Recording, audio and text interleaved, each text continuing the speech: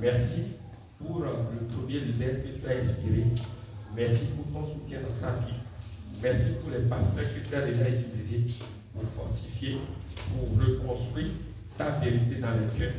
Nous te disons merci, car nous croyons encore que tu vas encore nous parler, tu vas encore te révéler. Merci, c'est au nom de Jésus que nous avons prié. Amen. Alléluia. Alléluia. Est-ce que de plus, il y a quelqu'un déjà béni ici? Je veux qu'on soit franc. Je veux qu'on soit franc. Ou bien ce n'est pas encore à la hauteur où on espère. C'est ça? Alléluia. Amen. Comptant sur la grâce de Dieu, je crois, avant que chacun n'était ici, chacun sera satisfait au nom puissant de Jésus. Amen. Quand je parle de la satisfaction, le Saint-Esprit lui-même va convaincre chacun, c'est-à-dire chaque participant à cette retraite, de ce que sa présence n'a pas été vers au nom puissant de Jésus. Amen. Et je bénis le Seigneur pour les pasteurs qui sont déjà passés, pour les différents thèmes évoqués et enseignés. Et de la même manière, je veux encore rassurer et exhorter chacun de nous à déposer nos cœurs. À déposer nos cœurs. À déposer nos cœurs. Déposer nos cœurs dans ce sens, à laisser de côté les préconnaissances que nous avons. Sinon, les préconnaissances, les prépositions que nous avons sur certaines thématiques peut encore rivaliser, peut s'opposer à ce que l'Esprit de Dieu veut nous enseigner encore de nouveau ce matin. Je prie que cela ne soit pas le cas au nom puissant de Jésus. Amen. Ce matin, selon l'inspiration que Dieu m'a donnée, à la dernière minute, j'ai discuté avec le pasteur Akineko. À la dernière minute, je sens dans mon cœur que nous parlons encore de l'amour de Dieu. Alléluia. Amen. Je sens encore dans mon cœur que nous parlons de l'amour de Dieu. Si et j'arrive à dire, si on me demande tout ce que Jésus a fait, qu'est-ce que toi tu veux garder de lui? Je dirais l'amour. S'il y a une thématique ou bien un thème que toi là, dans lequel tu trouves du confort, dans tout ce que Jésus est, je dirais l'amour.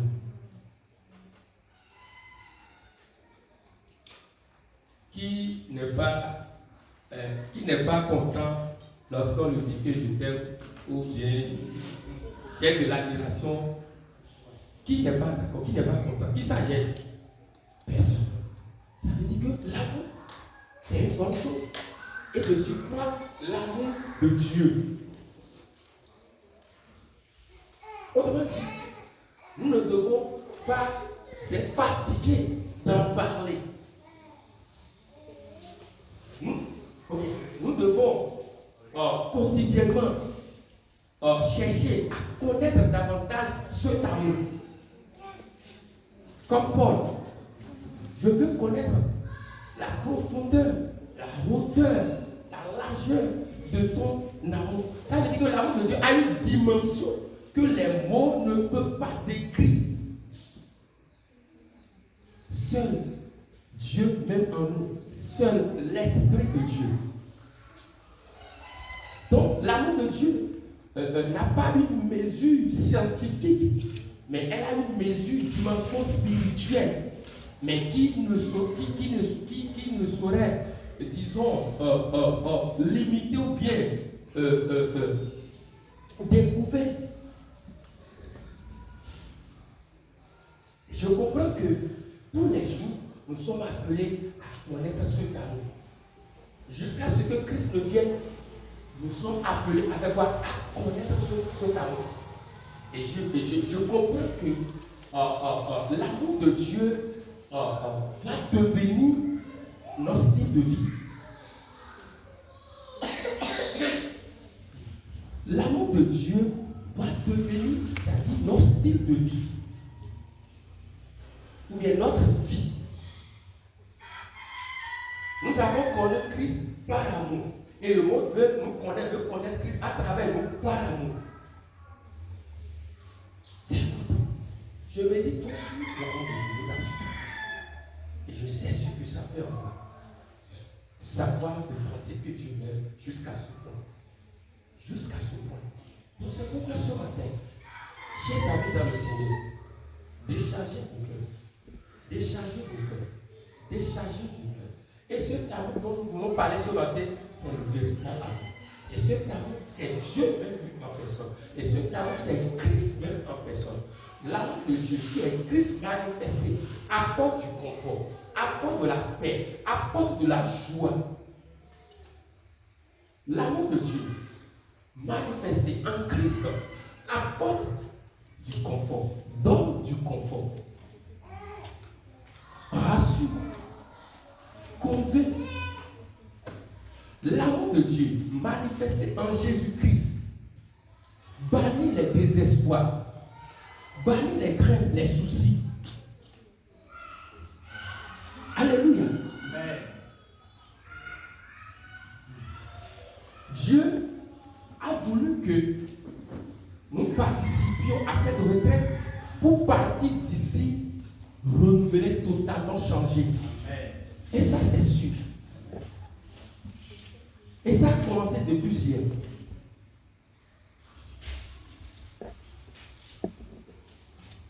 L'amour de l'homme manque de confiance. L'amour de l'homme manque d'assurance. L'amour de l'homme, même parfois, entre deux partenaires, quand on analyse les actions des uns des autres, on se pose la question, mais il m'a voulu chanter qu'il m'aime. Est-ce que c'est vraiment ça? Est-ce que c'est vrai qu'il m'aime? Est-ce que c'est vrai qu'elle m'aime?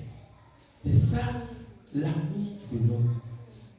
Regardez la qualité de l'amour de l'homme. Parfois, osons le dire, même dans les foyers, la femme,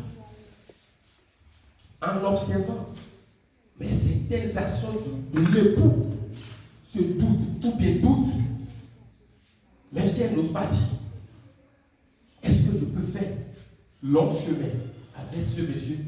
Est-ce que je peux faire long chemin avec cette dame? C'est l'amour de l'homme humain. Elle manque d'assurance. Ça veut dire quoi? Nous ne pouvons pas nous baser sur l'amour de l'homme. Nous ne pouvons pas nous dépendre de l'amour humain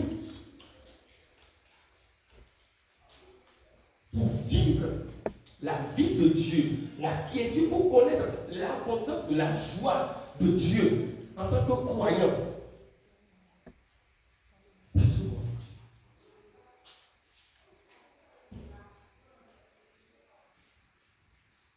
Parfois, l'amour de l'homme, parfois, on tend à regretter d'avoir cru en son amour. Amen.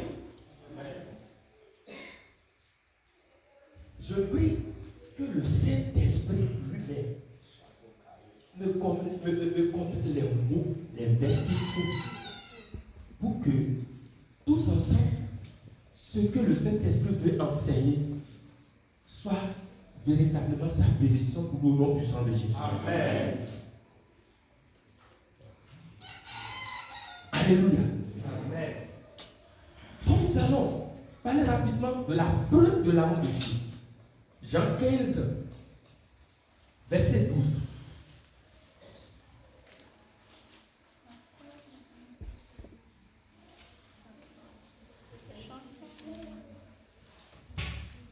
C'est ici mon commandement. Aimez-vous les uns les autres comme je vous ai aimé. Aimez-vous les uns les autres comme je vous ai aimé. Lisez-moi, faites-moi ressortir le verset 9.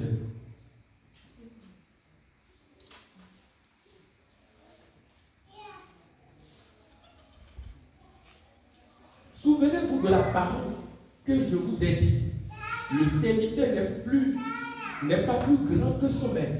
S'ils n'ont pas persécuté, ils vous persécuteront aussi. S'ils ont gardé ma parole, ils garderont aussi la vôtre. Alors je voudrais le verset qui a dit, et je vous ai aimé tel que le Père m'a aimé, tel que mon Père m'a aimé. Aide-moi à trouver ce verset.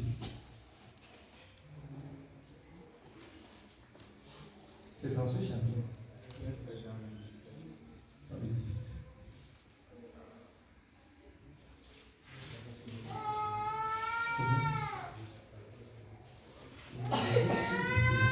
Alors, je vais paraphraser.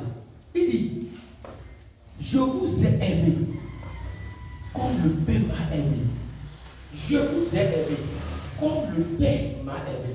Je vous ai aimé comme le Père m'a aimé. Je vous ai aussi aimé. Comme le Père m'a aimé. Christ parle à ses disciples. Comme le Père, Dieu m'a aimé. Moi aussi, je vous aime pareil. Comme Dieu m'a aimé, moi aussi je vous aime pareil. Donc on voit ici que l'amour que Jésus a manifesté pour les hommes n'est pas à moitié. Jésus a exprimé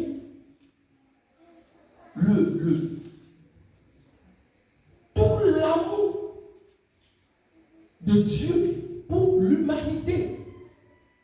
Jésus, en tant que Dieu, n'a pas aimé les hommes de façon circonstancielle, de façon, c'est-à-dire par séquence. Tout l'amour du Père, il l'a exprimé, il l'a témoigné. Donc, je voudrais que nous sachions, nous n'avons pas à douter de l'amour de Dieu. Autrement dit, personne n'est plus aimé de Dieu que l'autre parmi nous ici. Nous sommes tous aimés de la même manière, à la même hauteur. Chers amis, ne doutons jamais de l'amour de Dieu. L'amour de Dieu pour vous, elle est réel. Il est réel. Il est authentique. Et c'est toujours en œuvre dans votre vie. Et c'est toujours en œuvre dans votre vie. Et c'est toujours en œuvre dans chaque situation que vous traversez, que nous traversons. Seulement, il nous arrive d'oublier. Seulement, nos situations, les circonstances cherchent à nous faire douter de cet amour, à nous emporter loin de cet amour. Revenons tous à l'amour de Dieu pour jouir de la plénitude de la joie. Parce que la parole a dit, si vous demeurez dans ma parole, dans mon commandement, alors vous connaîtrez la plénitude de la joie. Dieu nous a amenés en Christ dans son amour pour expérimenter la joie et non les frustrations, les soucis de ce monde. Nous devons connaître d'abord Jésus. Le verset 13.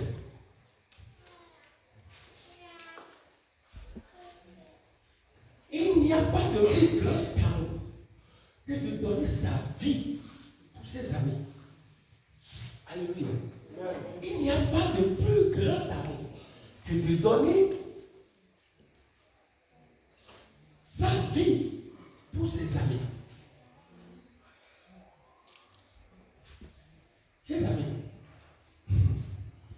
laissez-moi vous dire, jusque-là, Jésus n'était pas encore mort. Alléluia. Mais pourtant, il a appelé ses disciples qui ne sont pas encore sauvés, ses amis. Bien qu'ils soient déjà spirituellement en Adam, ses ennemis. Mais Jésus témoigne déjà. Jésus reste déjà tendre.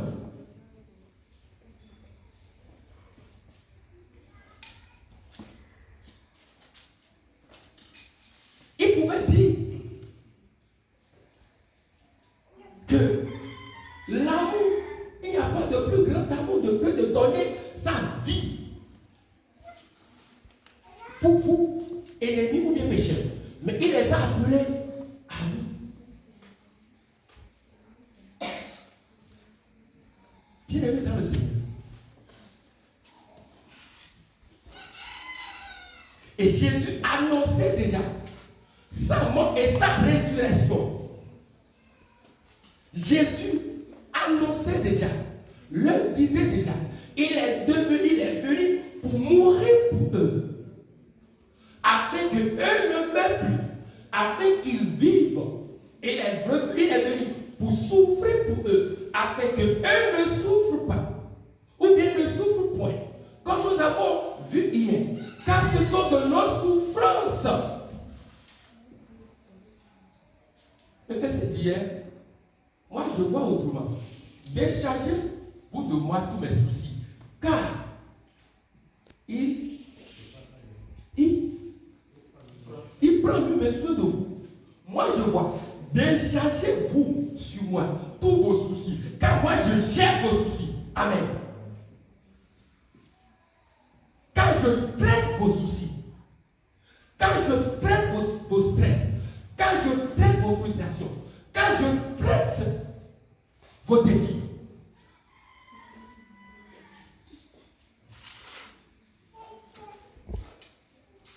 Si nous sommes d'accord que c'est de nos soucis, ce sont nos soucis qu'il traite, alors nous continuons à nous plaindre, à nous craindre. Je pense qu'on aura une assurance. Il aura une assurance en nous. Que je n'ai plus de soucis. Quelqu'un là pour nous donner la joie. Pour que je vive sans souci. Et travaille dans psychologie. Par la pensée de Christ, comme les pasteurs l'ont dit hier. À ne pas laisser les soucis nous hanter. Le docteur m'a dit, je lui prescris les médicaments, mais il y a une seule chose à laquelle je ne peux pas trouver de solution, c'est les soucis. On m'a dit ça, vous savez. J'ai les médicaments. Mais ça là, je sais que tu traverses. Mais je n'ai pas de médicaments pour ça.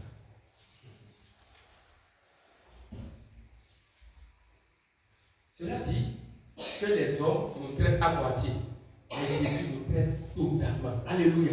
Amen. Chers amis dans le Seigneur,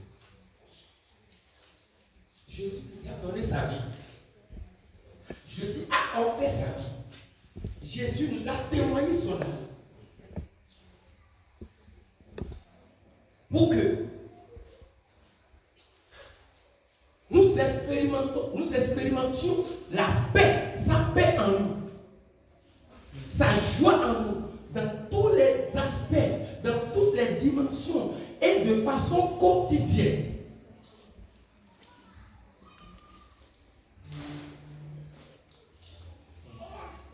Alléluia. Je sais que personne ici n'est sans souci. Mais en nous, nous avons déjà la solution qui est Christ.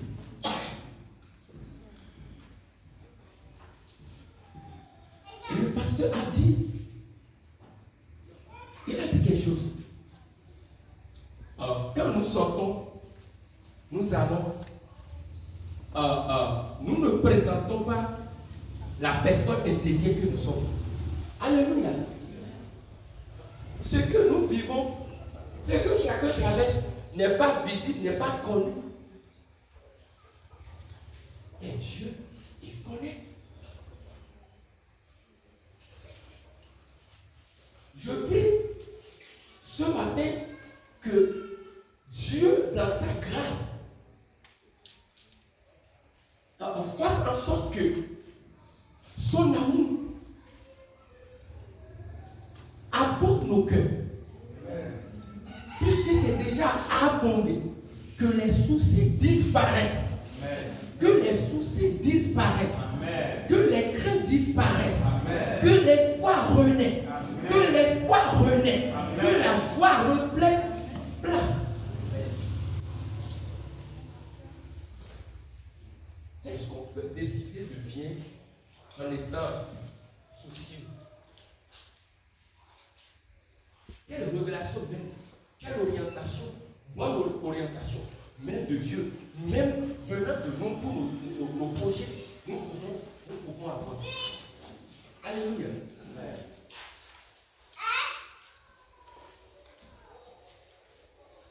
Alors, qu'est-ce que Dieu attend de nous? Qu'est-ce que Dieu attend de nous dans son amour? Alléluia. Allons dans Ésaïe 49. Alléluia. Ésaïe 49. À partir du verset, disons, 13.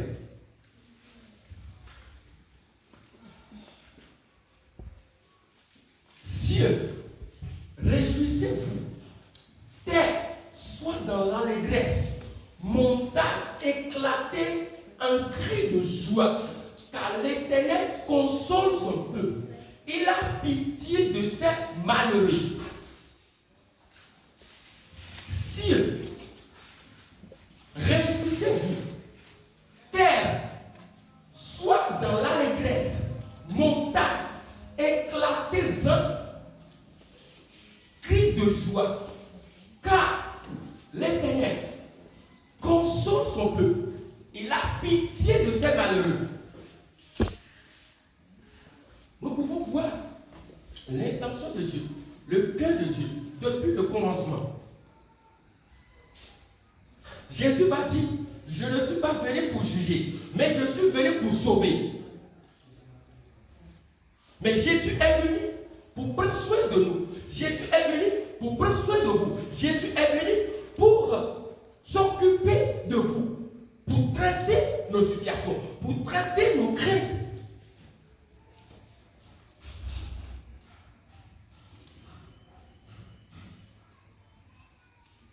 Et quand nous parlons dans le contexte spirituel, les malheureux, c'est ceux qui sont sans Christ.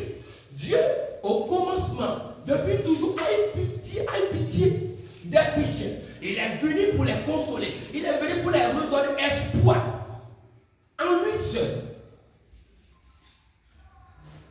Mais gloire soit rendue à Dieu que vous êtes déjà à Christ. Vous êtes déjà en Christ. Vous n'êtes plus des malheureux.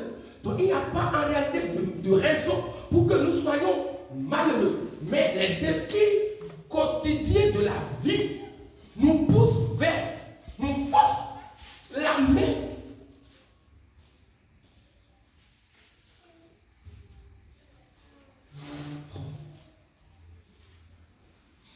Les difficultés, les persécutions. Là où les enfants de Dieu sont beaucoup plus challengés, c'est spirituel, c'est dans le spirituel. C'est pourquoi, chers amis dans le Seigneur, nous sommes en Christ pour être unis. Nous sommes en Christ pour se soutenir. Nous sommes en Christ pour être cette réponse de Dieu l'un pour l'autre. Yes, sachant que nous sommes dans l'ancien mortel. Ces moments ne vont pas manquer d'y arriver. Nous devons savoir notre responsabilité en tant que frères et sœurs. C'est d'avoir quelqu'un à qui se confier.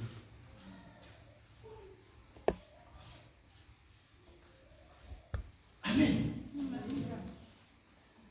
Je dis aux frères, si je ne peux pas voir parmi les frères quelqu'un pour moi, ça veut dire que je ne suis pas dans ce bon. Si nous ne pouvons pas trouver en son temps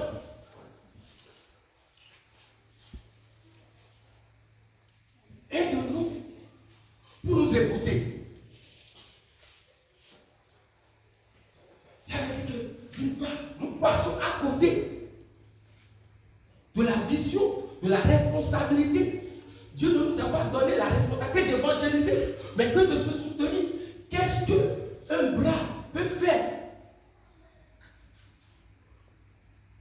Et c'est en état conscient de notre nature spirituelle que nous portons l'amour, que de loin nous pouvons sentir, vivre les inquiétudes de l'autre et l'appeler. Tu m'as dit que ça ne va pas. Mais ne crains rien.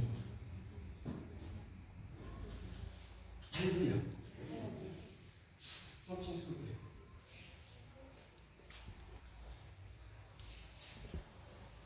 Si on disait, l'Éternel m'abandonne, le Seigneur m'oublie. Une femme oublie-t-elle l'enfant qu'elle allait? N'a-t-elle pas pitié du fruit de ses entrailles? Quand elle m'oublierait, moi je ne t'oublierai jamais. Mes amis, je fais souvent un exemple. Je donne souvent un exemple. Je prends le moment ici. Je suppose que le portail est fermé sur la maison et que seul le bébé est allongé. Elle était déjà sous la douche.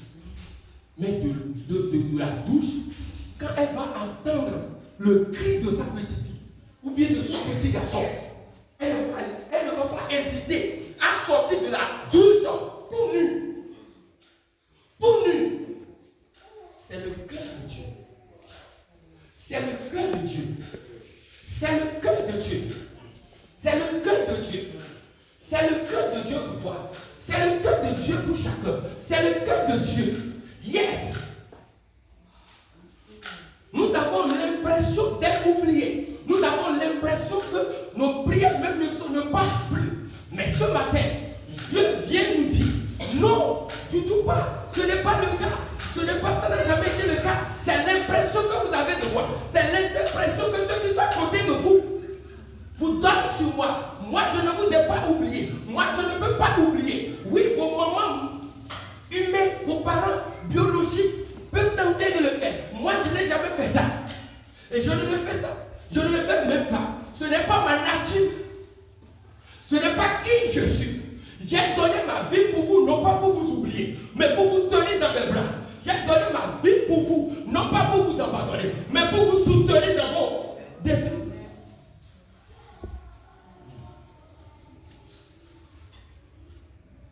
Comment Dieu va donner sa vie pour nous, pour le péché,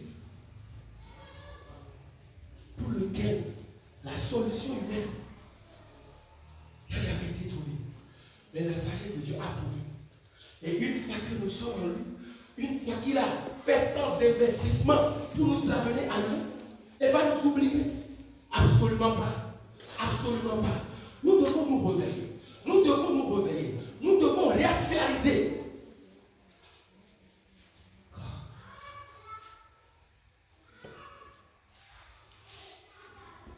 Dieu connaît chaque détail de nos vies. Il travaille dans nous. La voie est déjà là.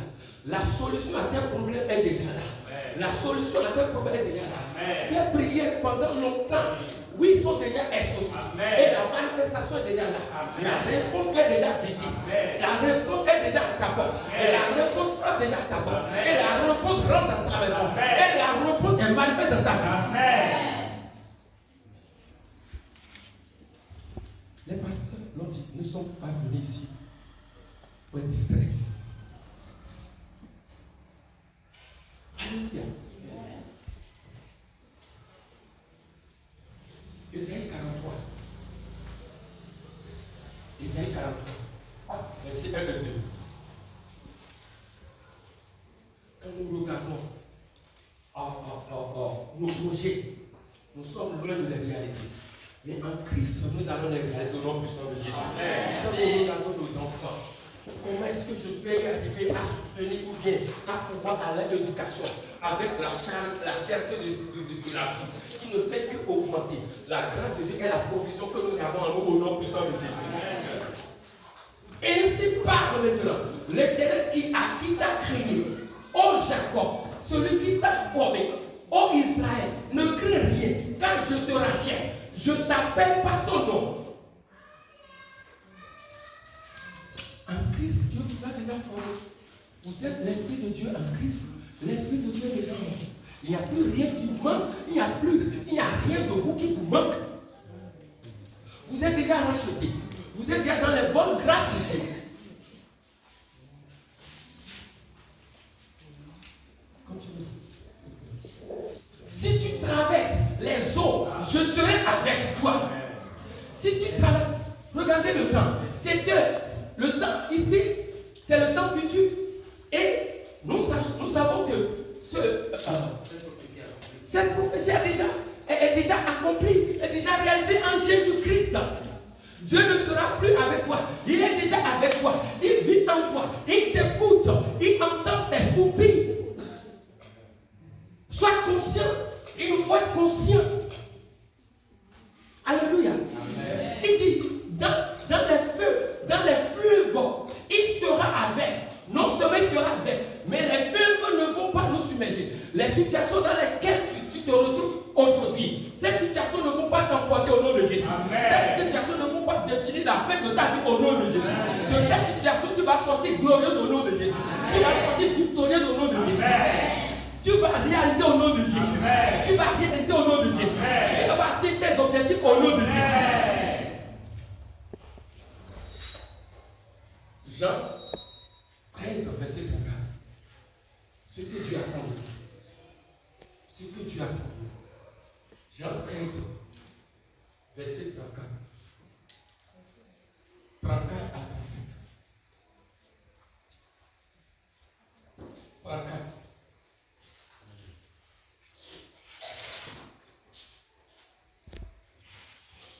Je vous donne un commandement nouveau. Aimez-vous les uns les autres, comme je vous ai aimé. Aimez-vous les uns les autres, comme je vous ai aimé. Vous aussi. Aimez-vous les uns les autres, comme je vous ai aimé. C'est la recommandation de Dieu. C'est ce que Dieu attend de nous. C'est ce que Dieu veut nous voir faire. Nous avons déjà son amour, Romains 5:5. Son amour a été déversé par le Saint-Esprit qui habite en nous. Et Dieu veut, à partir de ce instant, que le monde touche du doigt son amour à travers nos actions, son amour à travers nos passages, son amour à travers notre personne. Le monde a connu Dieu, Christ par amour. Et le monde veut nous connaître en tant qu'enfants de Dieu par amour. Comme je vous ai aimé, vous aussi, aimez-vous les uns les autres. Marie, aime ta femme comme Christ t'a aimé. Femme, aime ton mari comme Christ t'a aimé, sans condition, sans préjugé. Christ n'a pas tenu compte de tes défauts, mais dans tes défauts, il est venu te porter la main. Dans tes défauts, il est venu te soutenir. Dans tes chutes, il est venu te relever. Amen. Et nous sommes appelés pour ça.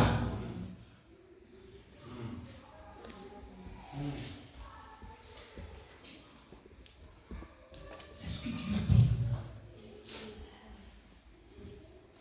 Oui, Christ, le monde connaît l'histoire de Christ, même s'il ne le croit pas. Mais il veut croire à ce Christ à travers nos vies, à travers nos comportements. C'est dans l'amour de Dieu que nos foyers peuvent briller de l'amour de Dieu, peuvent briller de la paix de Dieu.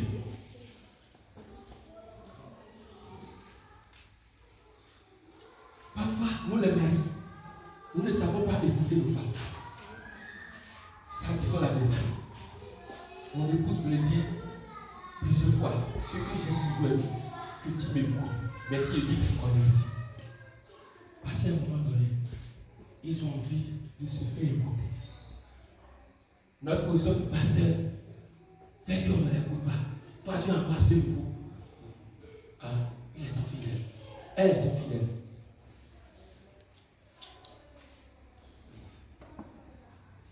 Toi, quand on dit quelque chose, tu trouves toi à dire. Elle me dit ce que moi je veux, c'est que tu m'écoutes.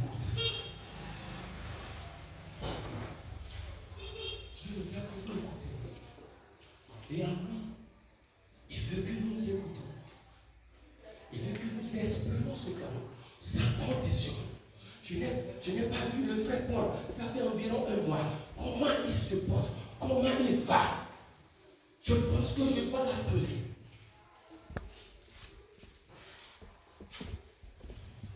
Alléluia.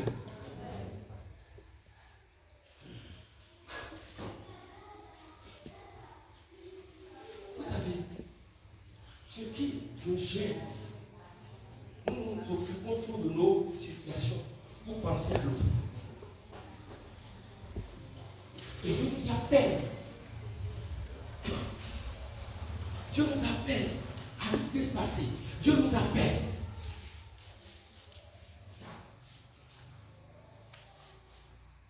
Chacun a son souci. Et nous sommes dans un monde qui nous serait défini. La Bible dit, je lis, on dit, Dieu vous a revêtu de Christ. Christ est l'habillement que Dieu nous a fait porter. Christ est le manteau de Dieu que nous portons.